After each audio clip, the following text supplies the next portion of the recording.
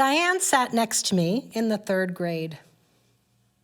I don't remember her last name, but I think it started with a G because we all sat in alphabetical order. And that was hard. Nobody wanted to sit next to Diane. She rarely combed her hair. She never looked you in the eye.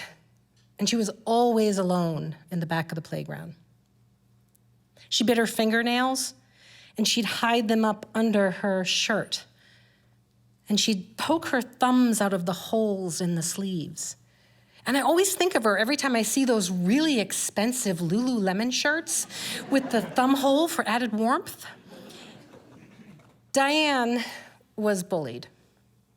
Now, it wasn't the same anonymous, relentless cyberbullying that kids face today, but she was alone and sad.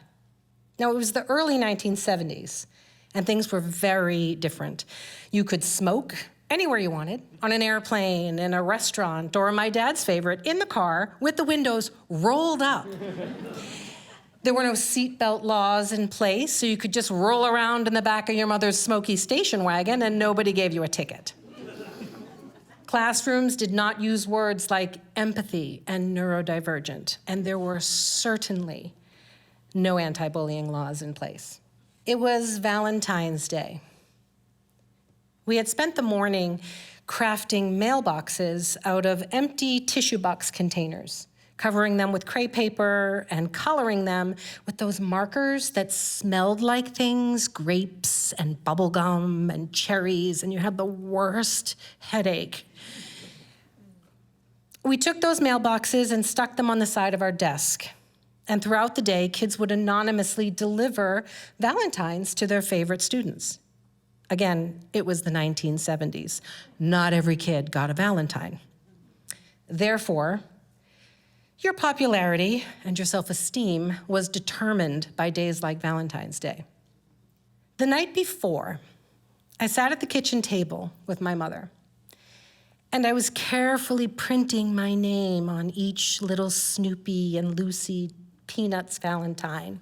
And my mother mentioned to me that it might be kind to give a Valentine to every kid, including Diane. And I understood that. I had sympathy for Diane. I knew what it felt like to be one of those kids that was just a little on the outside. I was too tall, tallest in the class. I had to hold the door while the whole class went out, and then I got in the back of the line, taller than all the boys, long and lanky and a little quiet and a little different. I sometimes had to wear my brother's hand-me-down clothes too, but I had a secret. I'm dyslexic. In the 1970s, there weren't words like dyslexic. We were just the kid that couldn't read.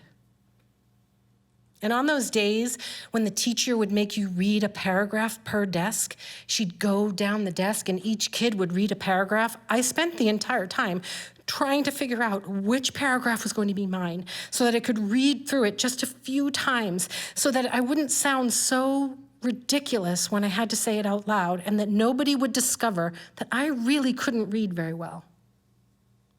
I knew I was this close to being a Diane.